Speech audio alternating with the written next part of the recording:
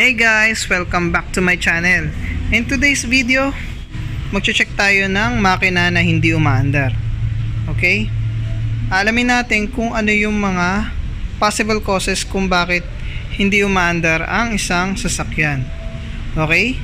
Bago ang lahat, magpapakilala muna ako.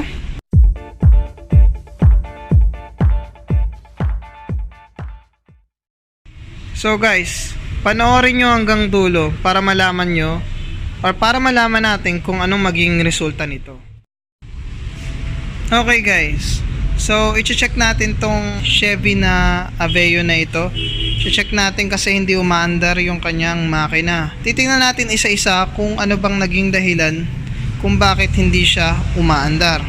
Okay, kasama ko ngayon si Sir Nems. Sir Nems, kaway. Hi. Masyado siyang seryoso. Okay, Sir Nems, ganito na lang. So, ang history nito, nagka-crank siya pero ayaw tumuloy, ayaw umandar. So, ano bang una nating ite-test or i-check para malaman natin kung aandar ba yung makina? Okay? So, ang una nating i-check ay ang battery. Okay? So guys, gagamit tayo ngayon ng multi-tester. Check natin yung battery kung ilang voltage. Okay? Sir Nems, ikaw ang gumamit. So saan ba isiset yan, Sir Nems? 20. Sa? 10. 20. 20? 20 volts. Okay? Isa-set niya sa 20 volts, then i-check yung battery kung ilan yung kanyang voltage. Dito yung kanyang voltage. 20 volts. DC. Okay, DC. Meron din siyang para sa AC, meron siyang DC. Okay? So, DC ang gagamitin natin, 20 volts. Okay, check natin yung battery kung ilang voltage. Okay. Sir, ilan, Sir Nems? 12.39. Okay, so okay yung kanyang voltage. So, labas na tayo sa battery dahil hindi naman nakadrop yung kanyang voltage. Okay. So, ang gagawin natin ngayon, ika-crank natin yung engine. And ano ang maririnig natin dito. Okay? So, paki-start Sir Nems ng engine. So, automatic transmission to na Chevy Aveo. Kahit neutral or nakapark, okay lang sa pagpapaandar. Hindi aandar yan kung halimbawa ay naka-shift ng drive or reverse. Okay? Always park and neutral. Okay guys, ang history nito, hindi siya overheat or hindi siya umandar dahil overheat siya. Paano ko nalaman? Tinanong ko yung may-ari kung nag-overheat ba siya and sabi niya wala naman. And tinignan ko yung reserva or kung may coolant leak, wala naman. Okay? So, start natin. Start Nems. So pakinggan natin. Okay, stop. So meron ako narinig na kakaiba pero wag muna natin yun. So basic lang muna tayo, hindi na natin unahin. Wag muna natin unahin yung narinig ko. So wag muna yun, okay? So, ang una nating i-check kapag ka nagka-crank naman ng engine, so, ay ang ignition coil. Okay. Ngayon, so, start basic tayo. So, titingnan muna natin kung may kuryente yung ignition coil. So, Nems, pakitingnan Nems kung may kuryente yung ignition coil. So, meron akong paraan or way para malaman yung ignition coil kung meron bang kuryente. Okay, guys. So, i-take off na muna natin ang cover para makita natin or maka-access tayo sa high tension wires. Okay, natanggal ng cover. So, meron ako ditong ignition spark tester. Na-check nito or nakikita natin kung meron bang kuryente na lumalabas mismo sa ignition coil. So, i-check natin. Isa lang, Nems. Okay na yun. So, hindi natin kailangan na alamin kung lahat ay meron pa. Kasi, kahit isang kuryente lang, automatic meron yan. So, kahit na wala yung isa niyan, basta merong kuryente yung tatlong cylinder, aandar pa rin yan. So, check natin kahit isang piraso lang. Okay, pasok mo dun. Lagay natin sa ground. Okay, ito. Ilagay mo kasi dito, Nems. Ayan o. Para di mahulog. Ayan. Tusok maigi. Yan. Okay, start mo. Tingnan natin kung merong kuryente na magpo-flow. Sige, Nems. So, check natin.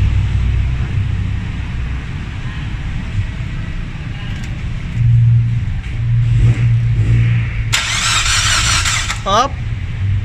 Wait lang. Patayin ko lang yung flash para makita. Start. Okay, so meron siyang kuryente. Ibig sabihin yan, labas tayo sa ignition coil niyan. Okay, so automatic yan. Kapag may kuryente ang ignition, meron din automatic yung injectors. Always silang mag-match. Okay? So guys, magkaiba yung gasoline and diesel engine sa pag-check. Okay, magkakaiba yan. So ang susunod natin ay ang fuel. Okay? Paano ba natin i-check yung fuel kung wala tayong gauge? Okay? So punta na tayo dun kung saan ang tinutukoy ko. So punta muna tayo sa kanyang likuran, which is nandun yung fuel pump. So meron din siyang aircon. Malakas na yung aircon niya. Okay. Okay guys, so nandito tayo ngayon sa loob, sa passenger side, sa back side. Then i-check natin ang fuel pump kung merong pressure. Okay? So for gasoline engines to, magkakaiba yan ha. Hindi lahat ng gasoline engines ganito ang pagta-troubleshoot. Okay?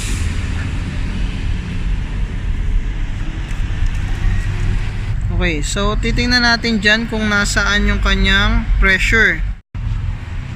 So guys, wala kami ngayong fuel pressure gauge. Pero i-check namin kung malakas yung kanyang pressure. Okay? Sa paraan na yon, malalaman kaagad natin kung okay yung kanyang pump.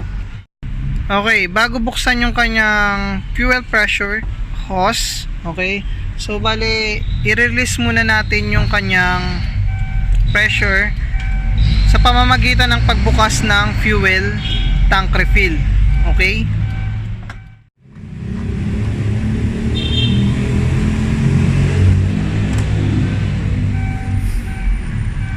Okay, sa paraan na yun, nirelease natin yung pressure para hindi malakas yung kanyang pressure pag tinanggal yung kanyang hoses. Okay. Okay, ayan. So, hawakan mo yan. Tingnan mo kung ayan ba yung kanyang pressure. Okay, so takpan mo to. Tingnan mo siya kung malakas yung kanyang pressure. So, start ko siya ngayon. Bale, kailangan walang naninigarilyo dito kasi baka naman umispark. Oh my god, baka masunog tayo. So, start ko siya, then titingnan natin kung malakas yung kanyang pressure. On ko. Up. Malakas? Oh, malakas. Okay. So, meron siyang fuel pressure. Kung may fuel pressure siyang, ibig sabihin niyan ay wala sa kanyang fuel, wala sa kanyang ignition. So, ano pa ba ang dapat nating tingnan? Para lang malaman natin kung ano ang problem nito. Okay? Okay. So, ang injector hindi ko na matitest, pero dapat tinetest din yan kung okay ang kanyang mga firing. Pero alam ko naman na nagpa-fire yan kasi habang nire-redondo to nangangamoy gasolina. So, hindi ko na siya i-check, pero kasama siya sa diagnosis dapat. Okay? Kapag ka meron siyang firing ng ignition, syempre kasama rin ang injectors. Okay? So, step by step to. So, hindi ko na mapapakita sa inyo, pero kasama ito sa diagnosis. Okay, ang mga injectors ay may 2 pin na socket. So, ang meron lang naman dyan ay yung kanyang positive voltage, then sa kanyang signal wire. Okay, so meron siyang ignition. Ang ibig sabihin, kapag ka may ignition siya, okay ang kanyang crankshaft sensor, walang duda. Okay, so kung okay yung kanyang crankshaft sensor, okay yung kanyang ignition coil, okay ang kanyang injectors. Okay, para sa akin lang din naman yun. And iba-iba ang pananaw ng mga mekaniko, iba-iba ang mga sistema nila. Okay, i-check natin ngayon ay ang timing belt or yung kanyang timing chain. Iba-iba. Ito timing belt lang to kasi yung kanyang cover ay plastic lang, so timing belt lang yan. Okay, so hindi tayo magpo-proceed sa vacuum leak dito. Dahil kapag may vacuum leak yan or may problema sa may throttle body or servo, aandar yan pero mamamatay. Okay, pag vacuum leak ang naging problema dyan. So, except ko na yan, wala na yung kanyang vacuum. So, i-check natin yung timing belt via visual inspection. Okay, so i-check natin kung yung belt ay hindi naputol. Okay, so aaminin ko na loose compression siya. Okay, narinig ko kasi na tunog ng makina niya, alam na kung anong naging problema. So bale na scan ko na rin to. Syempre kasama sa diagnosis ang mga merong OBD1 and OBD2 na mga sasakyan. Okay, so na-scan ko na to kasi pinuntahan ko to noon. Okay, so pagkatingin ko ay sinabi kasi ng may-ari scan muna. So in-scan ko to dahil nga daw hindi umaandar. Okay, so, wala naman ako nakitang fault. Okay, so ang titingnan natin ngayon ay ang timing belt. So check natin yung timing belt kung okay yung kanyang belt or hindi naputol, hindi lumis ang timing. Okay, depende. So i-check natin yun. Kaya ako nga pala hindi kagad sinabi sa inyo kasi para malaman nyo yung step by step kung paano ba mag-diagnose or mag-check step by step ng troubleshooting kapag ka hindi umaandar. Okay, so una, kung loose compression siya, i-check natin yung timing belt kung napatid or naputol. Okay, so nandito yung kanyang sprockets. Check natin yung timing belt niya. Okay, so yun yung kanyang timing belt. Ito, okay nga sir, names pandar naman. Okay, tuloy-tuloy. Okay, so okay na, okay ang kanyang timing belt.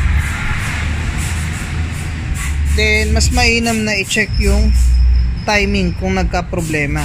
Okay, i-check yung both cam kung okay na sa align.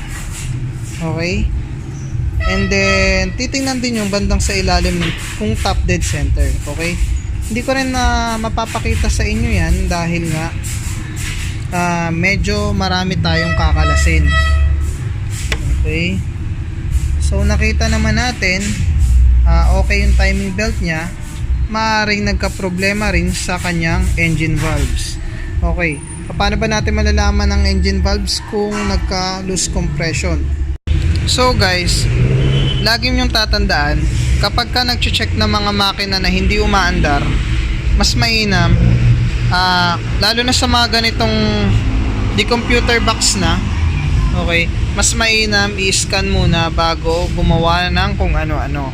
Okay, sana yun yung first step. Pero dahil nga na-scan ko na, nag-proceed ako sa ibang mga step. Okay? Okay, para malaman natin kung nag-loose compression ba, tatanggalin natin ang mga spark plugs. Okay, so andito yung kanyang compression tester. So tinanggal ko na yung mga high tension wires. Okay, nagutom tayo, kain muna. Okay, kain muna tayo. Sarap. Merong hotdog. Okay. Okay guys, so ito yung kanyang spark plug. Okay, start natin yung engine.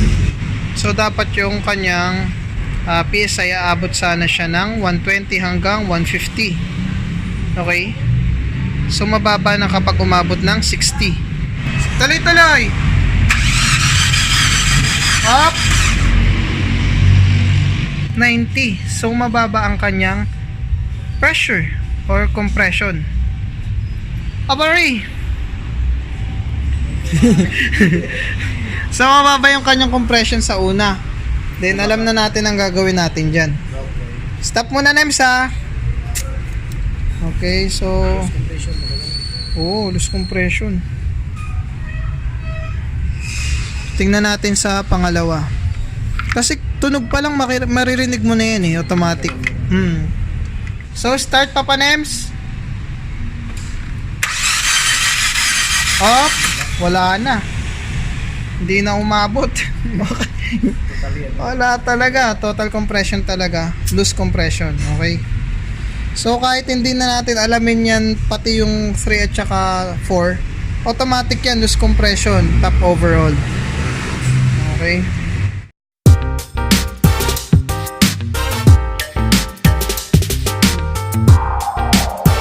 So guys, kung halimbawa ay wala sa timing yan, automatic dapat aandar pa rin yan. So maglo-loose compression din yung mga cylinders niyan, pero automatic aandar pa rin, pero palyado. So loose compression na to, automatic na top overhaul. Okay guys, so nalaman na natin kung ano naging problema dito sa makina nito. Ito ay Chevy Aveo. Okay, so magpapaalam na kami mga pops. Okay, so magpaalam ka na, Sir Nems. Bye bye. Okay, so magpapaalam na tayo sa kanila kasi naturo na natin ng bahagya yung ating diagnosis kung paano paandarin or paano mag-check ng hindi umaandar ng mga sasakyan, lalo na sa mga gasoline engines. Okay, kung nagustuhan nyo ang video na ito, please like and thumbs up na rin, and don't forget to subscribe and hit the bell button para ma-notify kayo kung may mga bago akong videos na i-upload. So sana ay natutunan nyo ang mga basic na pagta-troubleshooting ng sasakyan, lalo na sa gasoline engines. So magpapaalam na ako guys.